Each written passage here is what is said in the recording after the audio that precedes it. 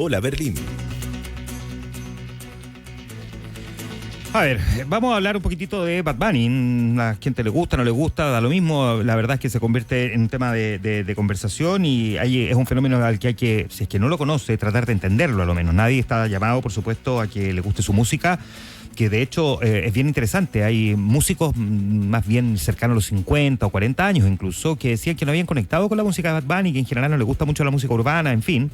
Pero que sin embargo, visto lo que ha venido ocurriendo, especialmente con el último disco del puertorriqueño, de Tirar Más Fotos, no solamente porque arrasó los Grammy latinos, sino porque luego gana el Grammy a Mejor Álbum del Año en los Grammy norteamericanos, propiamente tal, y porque además estaba confirmado desde hacía meses como la figura central para presentarse en el medio tiempo del Super Bowl.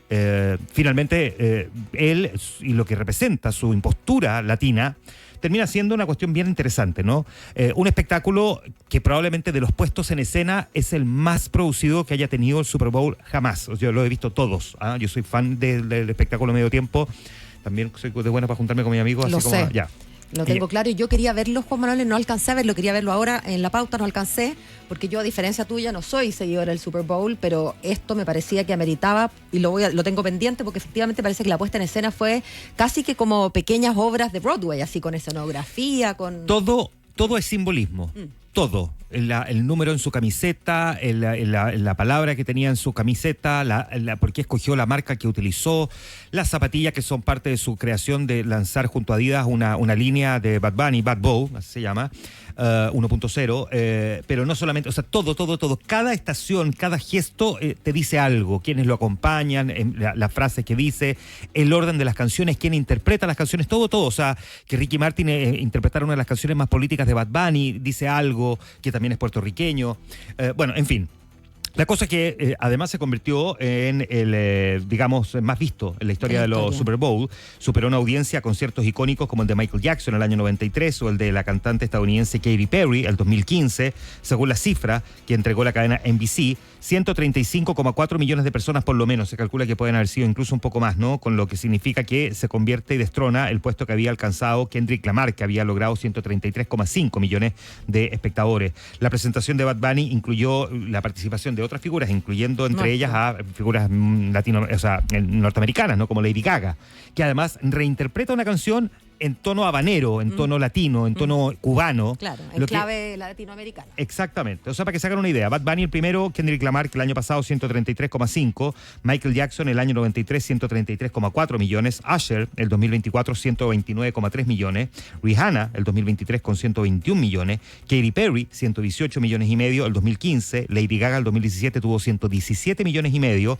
Coldplay 115 millones y medio, Bruno Mars 115 millones y 300.000 personas, Madonna tuvo 114 millones el 2012 y Beyoncé el 2013 tuvo 110,8 millones. Van quedando bien atrás. Curiosa la resistencia del presidente Donald Trump yo no digo caer rendida porque no tiene por qué gustarle, como decías tú, pero de ahí a las calificaciones que ha hecho el presidente de Estados Unidos, que ya en octubre, cuando se supo que Bad Bunny iba a ser el número central, lo consideró absolutamente ridículo. No lo conozco, pero después dijo no conocerlo, no sé quién es, no sé por qué lo hacen, esto es una locura. Y el domingo, bueno, estos más de 135 millones de personas quisieron explicárselo al presidente Trump con su audiencia. Sin embargo, el presidente no entiende, no quiere entender o hace como que no entiende.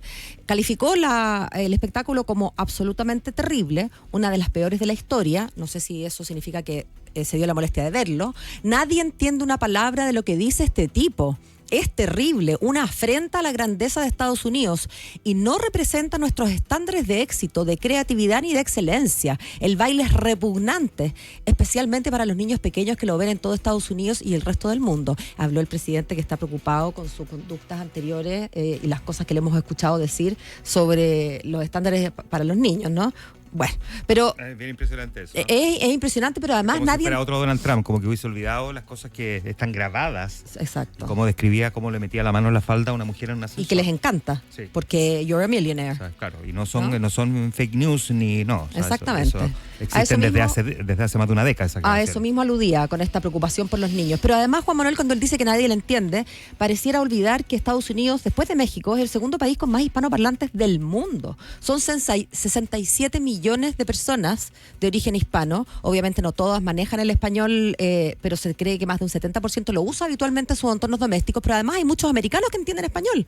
¿Para qué hablar en las poblaciones, por ejemplo, de Nuevo México, de California, de Florida? Claro. Entonces, pretender que nadie entiende como si estuviera hablando en arameo es medio incomprensible. Pero bueno, la crítica de otros, o más bien de especialistas, fue bastante bondadosa. New York Times, muchos lo criticaron como un show inolvidable, 13 minutos muy bien aprovechados, lleno de símbolos, como señalabas tú. Pero Político, un medio muy reconocido, que precisamente se trata de política, fue incluso más lejos, diciendo que este es un fenómeno cultural sin duda, pero que además podría desatar un fenómeno político. A propósito precisamente de lo que tú señalabas y de la cercanía con las elecciones medio término que se van a dar en noviembre, y sobre cómo los demócratas tienen que ir acercándose a un grupo que han ido abandonando, este voto latino, y que puede hacer conexión, digamos, desde el punto de vista ideológico e incluso del punto de vista emocional con la cosa latina a propósito del maltrato de ICE, ¿no? Nosotros, decía Bad Bunny, somos latinos, somos norteamericanos, haciendo esta, digamos, esta cosa más sincrética que tienen en Estados Unidos, porque Estados Unidos es un país de inmigrantes, y entendiendo que no se tiene que elegir entre tu raíz latina o entre ser latino y ser estadounidense, como en su momento nadie tuvo que elegir entre ser escocés o ser alemán o ser irlandés y ser estadounidense, ¿no? Pues ahí la gracia de ese país es que está justamente conformado por un crisol. Una cosa, que al mismo tiempo que partió el show del puertorriqueño, partió esta contractuación que estaba contraprogramada por los seguidores de Donald Trump, por el movimiento Turning Point USA. Del cual fue fundador Charlie Kirk. Claro. Y tuvo 6,1 millones de personas en YouTube. ¿Perdón, cuántas? 6,1 millones versus los 136. 135. Claro, o sea, versus la cantidad de 133,5. O sea, es bien potente porque gírate un poquito el micrófono, Pau, que te quedo como mirando para la radio Bio Bio. Está como por Radio Maya. Saludos a los mochati. Esas cosas que yo se me vienen en la cabeza y las digo muertas, no sé por qué. Ya. Pero bien interesante porque en el fondo yo tiendo a pensar en la mirada desde fuera, ¿no? Porque en Estados Unidos, por supuesto, que esto es toda una tensión política sistemática permanente respecto al tema migratorio, que Donald Trump convierte en un tema algo que no debió haberlo sido.